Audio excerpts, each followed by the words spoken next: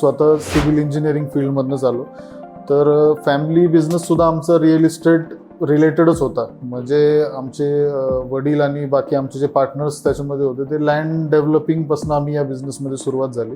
तर अगोदरच लहानपणापासूनच आम्हाला लँड हे रिअल इस्टेटमध्ये आम्ही काम पाहिलेलं होतं आणि त्याच्या आपोआपच साहजिकच आहे की आवड आम्हाला निर्माण झाली.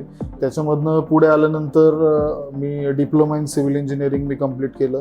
त्याच्यानंतर bachelor in civil engineering complete केलं आणि मग तो जो प्रवास झाला तो पूर्ण सिव्हिल रिलेटेड आवड असल्यामुळं मी केला. त्याच्यानंतर काही वर्ष मी स्वतः काही प्रोजेक्ट्समध्ये ॲज अ इंजिनियर मी काम केलं, एक्सपिरियन्स घेतला आणि त्या एक्सपिरियन्समधनं जो घरचा आमचा बिझनेस रिअल इस्टेट रिलेटेड होता त्याला पुढे कसं न्यायचं हे मी सर्व अभ्यास केला आणि मग त्याच्यामधनं आम्ही रिअल इस्टेट बिझनेसमध्ये स्टार्ट झालो. मॅग्नस कॉर्प ही फर्म अगोदर जे आमचे पार्टनर्स होते म्हणजे वडिलांपासून त्यांच्याबरोबर काही आम्ही छोटे प्रोजेक्टसुद्धा या एरियामध्ये आम्ही केले.